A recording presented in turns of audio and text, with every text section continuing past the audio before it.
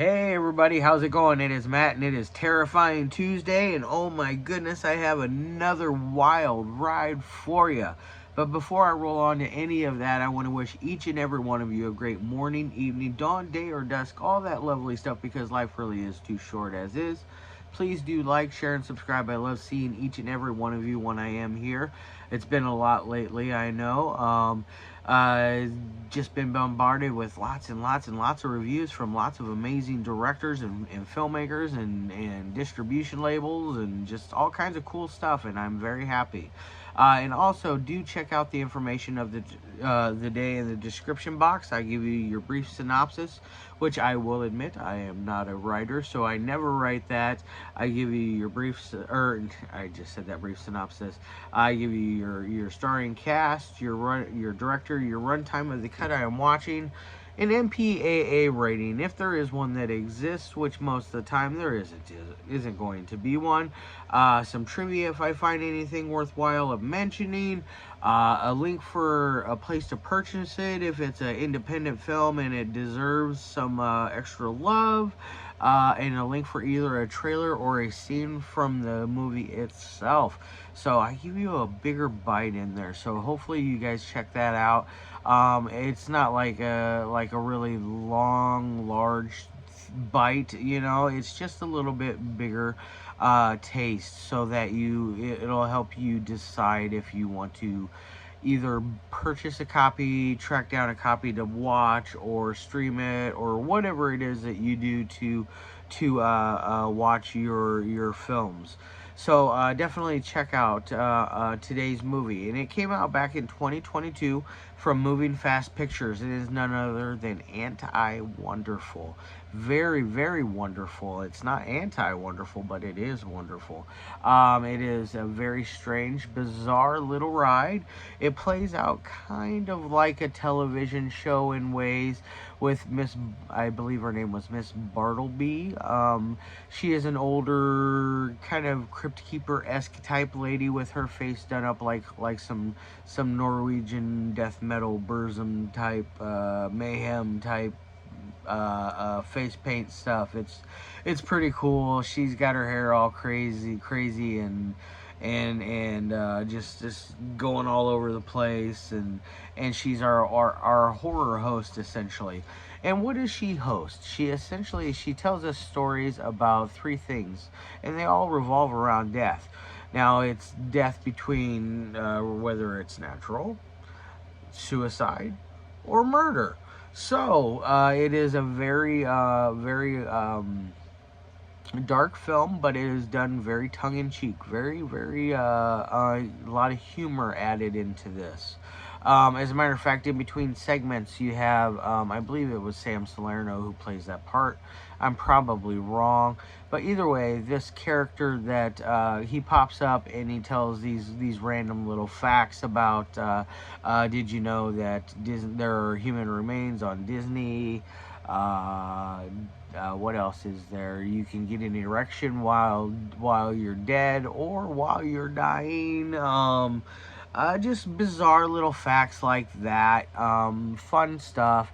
And then you also get these weird little interviews in as segments as well, and they happen to deal with different levels of death as well, from anything ranging from suicide to drug overdose to a murderer, the to a Alice in Wonderland type character towards the end, who happens to be very interesting. But my favorite character out of them all would be the one that tells the random facts. He is very interesting, and the facts that he tells, it's like, you know what, I actually believe that, because there's things. Disney people have been known to drop ashes on Disney, so as in Disney World, Disneyland, not Disney the person. Um, so there is definitely that kind of a creep factor going on there with that. So that's one of them things. And then as far as the boner or the erection thing, they've proven that over and over and over again as well. So it's just fun little facts that are creepy. The Alice in Wonderland's character segment interview is probably my next favorite. I really liked that one because she goes over how she chases rabbits all damn day and this and that, and then all she wants is her pay, and her pay is a pill, and so she takes the pill. She shows her breasts essentially to get her pay. Um, she gets her pay, and then they hand her a knife, and she slices her own throat.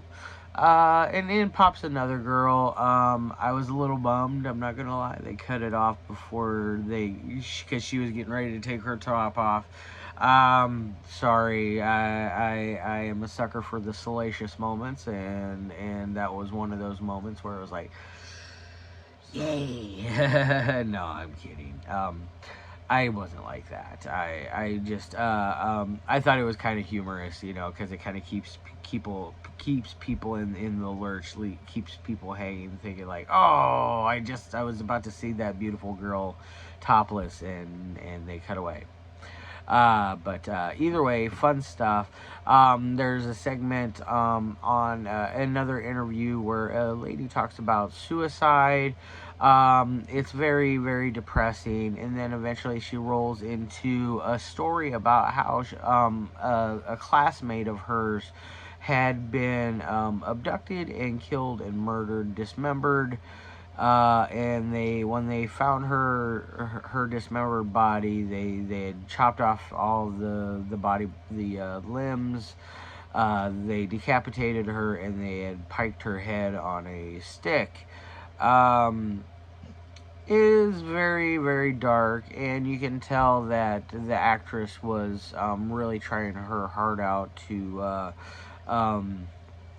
convey this story and make you feel really sympathetic for her. So she did a very good job, I thought, with that story.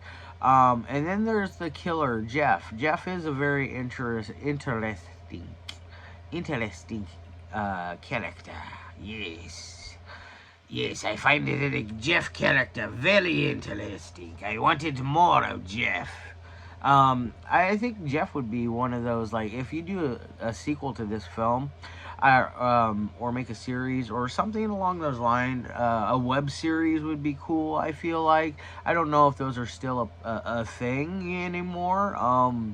I know they were there for a while, webisodes, because I had gotten hooked to a few here and there, but I don't know if they still do, if that's still a thing, But either way, I would like to see this expanded upon. Especially the Jeff character. The Jeff character is very interesting. He's your typical loner serial killer type. Hair down into the front of the face to where you can't see his face. It's always obstructed. He's very monotone, and he delivers his lines like this. And he wants you to know that he is not a good person, and he likes to go and stab people, and it goes through and it shows him basically shows him take out a couple of his victims, like before and after. He stabs like 99% of his victims. There was one victim that he shot twice in the chest, and I will say the effects for that, they don't show the effects as it's happening, but they show the after effect, and it looks really neat. And I really liked the gore gag of that after effect, especially the 2 gunshot wounds. I thought you guys did a great job with that, whoever did the effects makeup for that. Very cool. So yeah, now as far as any kind of technical abilities go with this film, it is very coherent. I never once got bored, or I checked the time once just because I was just curious to see how much longer I had to go because I was enjoying myself so much. I wanted to see that just in hopes that I wasn't almost over with the film, you know, because it is only 41 minutes long. So it is a short feature. It is a short film. So I really wanted it to be longer. So I would really like Samuel B to possibly consider expanding upon this. This is brilliant. This is one of those I would have loved to had saved it for Friday because Friday is usually the best film of the week. But I have waited too long to get this review for this film out there, and I wanted to get it done. And I feel like this one is just all around a very just stupendous, superb film. The editing works very well. There was only one part with audio, and it was the first interviewer that I had a very, very, very hard time understanding what he was saying at first. I had to turn the volume way up just because he kind of mumbles a little bit. So that was a little rough to deal with just that first interviewer. But after that, that was the my only real problem I have with the movie itself.